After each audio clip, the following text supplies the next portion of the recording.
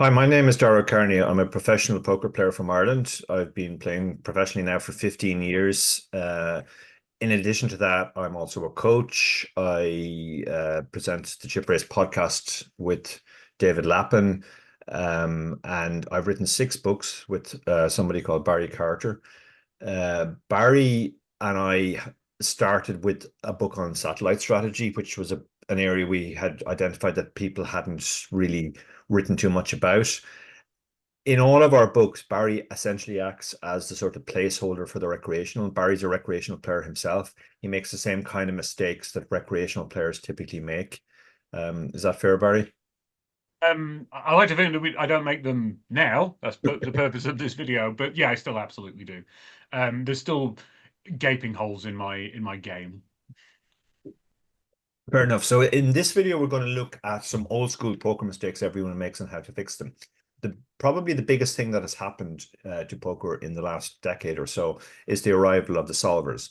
And the solvers allow us to solve not poker perfectly, but if we set up a situation, say this is one player's range, this is the other player's range, this is the bet sizes that you can use, it will come back with an optimal solution. And some of it has reinforced what we already knew, but some of it has been quite surprising.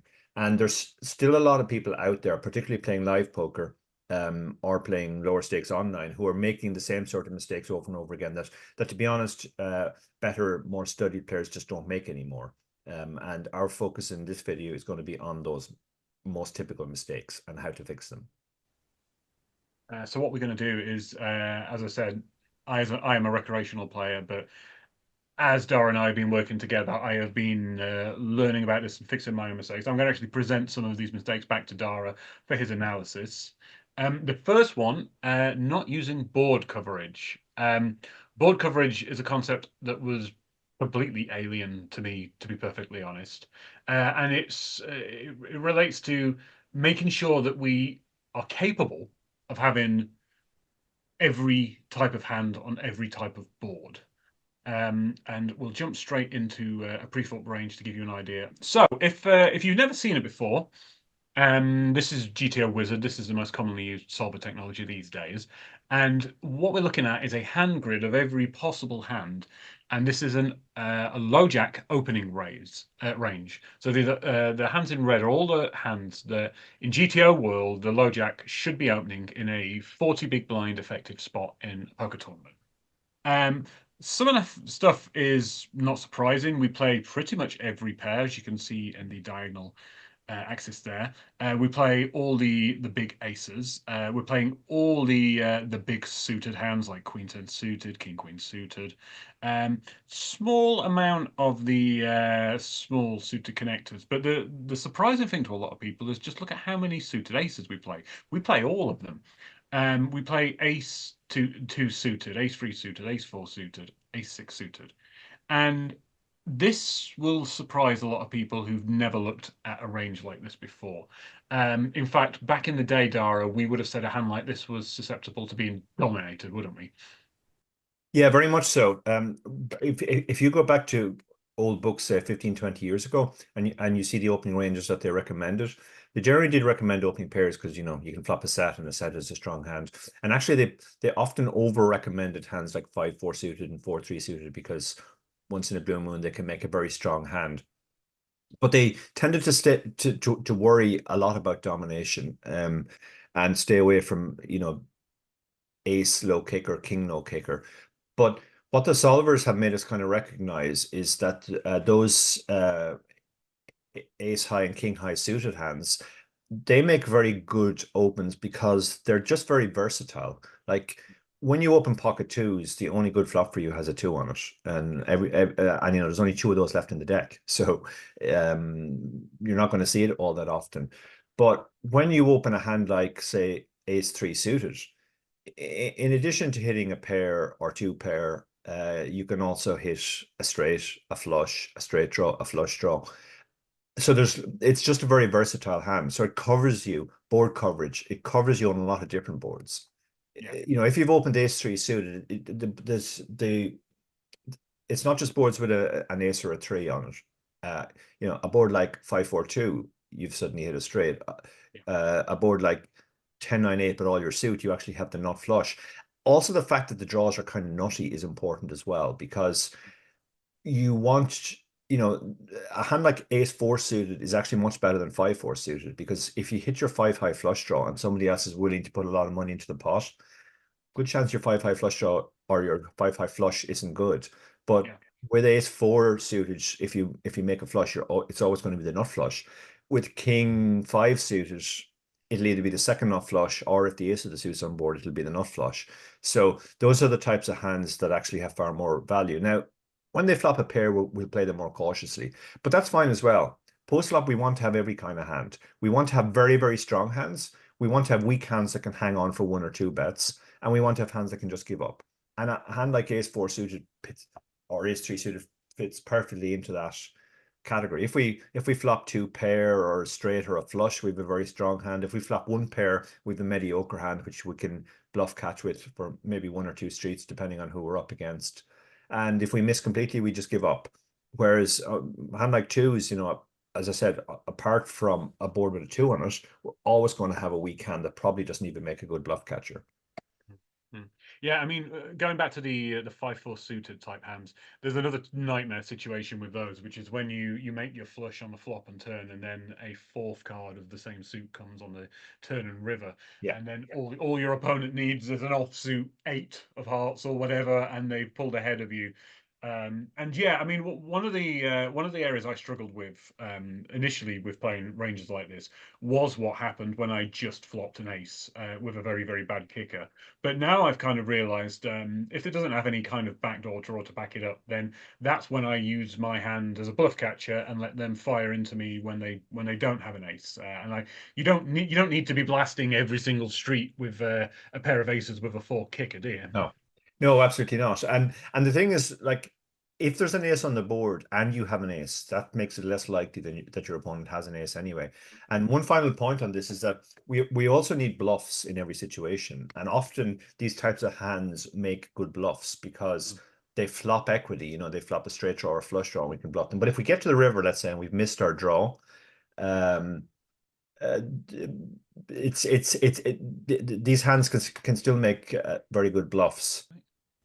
And this segues nicely into, I guess the flip side of the wide linear opening range like that. And this is not defending enough, is the next leak. And what we're referring to by defending means basically when we call an opening raise from the big blind. Yeah.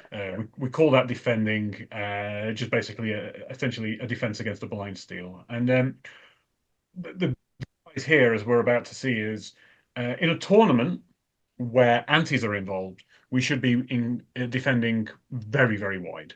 Not so much in a cash game. Cash games, we should be defending quite tight because antes make the pot slightly less worth defending.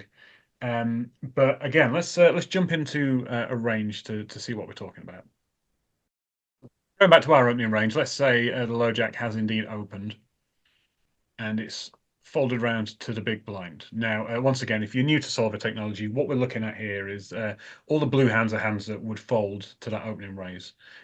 All the red or dark red hands are hands that would raise. This raising range will probably make a lot of sense to you. It's some very strong hands and a few bluffs. But all of this green is the range that we would flat call with. Lots of hands that make sense here, like Queen 10 suited. I think everybody would flat call with that, regardless of what sort of strategy they've been studying. Small pairs, we don't want to go crazy with a small pair. We'd like to flop a set with them. That would make sense. But it's hands here, Dara, like 9-2 suited, Queen 6 off, Queen 7 off, Jack 2 suited. These, in my mind, still look incredibly trashy. But what happens when we don't call with hands like these, I guess, is the best way to start this. Yeah, well, if we don't call with hands like these, we're going to be folding too much. We're already folding 36.7% of the time. And if we're folding more than that, it becomes very, very profitable for opponents just to attack our blinds with a very wide range. I think the reason why historically we didn't defend these hands is we didn't want to give ourselves difficult situations after the flop, and the human mind kind of just wants to avoid those types of things. So with a hand like Queen 6 off, queen 7 off, king 5 off, these types of hands, there's just kind of a number of uncomfortable situations that can arise. If you hit your 5, it's probably second or third pair. If you hit your king, even if it's top pair, you're worried that your opponent has a better king. But you just kind of have to suck it up. And if you play a wide, robust range, then you'll be okay.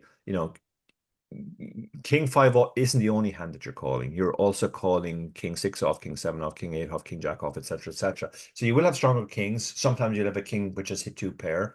And then the suited hands are very important to kind of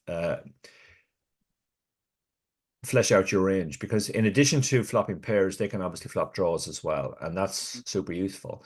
And so we want to have a wide, robust range so that when we check, our opponent bets and we call, we could have a very strong hand. We could have 2 pair, and that's essentially what the defending the likes of 10-5 suited does. Like, if we only defended an old school range of, say, 2 cards higher than an 8 or 2 cards higher than an 8 or a pair, then on a lot of boards we just can't have anything stronger than a pair. Whereas with this kind of range, if the board comes 10-5-2, we could have 10-5 suited, we could have 10-2 suited, we could have 5-2 suited, in addition to all the sets we can have. So when we check and when we check call weaker hands, like say we check call the 10-8 off, our opponent can't just go bet, because we have some very strong hands. And this brings up another point as well, which is that people used to play their range 2 face up on the flop. They check folded their weak hands, they check raised their strong hands, and they check called their mediocre hands. And if that's your strategy, you're very easy to play against, because you're telling your opponent on the flop what you have.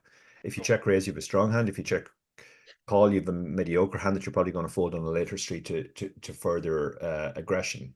And so long as you set your post-flop play up correctly and you have a good understanding of how to play certain hands as bluff catchers, other very strong hands as bluff catchers as well, and also to do some bluffing with hands, that's super important. Like a hand like 10-5 suited, if the board comes, let's say 9-8-2 with just one of our suit, that could actually be a good hand to bluff check raise. Because if we bluff check raise that hand and our opponent calls, well, we can turn a straight draw, we can turn a flush draw, and then we can bet again, get our opponent to fold some hands. If they continue with some hands, we might hear our draw on the river and make a very big win a very big pot. Or if we get the feeling that they're kind of hanging on reluctantly, we can maybe bluff them on the river. So those types of hands are just very versatile post flop. They give you the ability to make a very strong hand. They give you the ability to make a hand that's good to bluff. Yeah, one of the areas where I really struggled with where this is concerned is I know how to play 10-5 suited when I flop a flush draw, but I found it nightmarish when I would play 10-5 suited and flop third pair with the 5. And I never knew what to do. But you basically reasoned with me and told me that some hands are just okay to just call one street with, and then you give up. And it was just thinking in the terms of this is a one street then give up hand. It made playing trashy, weird hands like this very easy post flop when it was always an absolute headache previously. Yeah, absolutely. And that's a super important point. Like, people don't like having to put more money in and then fold. But if you're playing a good strategy, you have hands which can call flop, call turn, call river. And you have hands which can call flop, call turn. But if your opponent puts in the third bet, you're probably beaten now, and so you're folding river. And then you have hands which are just hanging on the flop. Now, the hands that are just hanging on the flop, essentially you're hoping one of two things happens. You're hoping your opponent is bluffing and he just gives up. Because remember, we should be check calling some very strong hands as well. So he can't just always fire the second barrel when we check call. And if he decides to give up, then we can win with our weak second or third pair. But we could also improve. We might have second pair on king, queen, 5, but if a 10 comes on the turn, suddenly we've improved to 2 pair. We pulled ahead of ace, king, ace, queen, all those hands, etc., etc. And actually, we have more outs than say pocket 2s has. Pocket 2 is only going to have 2 outs, whereas 10-5 suited, if we're up against ace king or ace queen, is going to have 5 outs.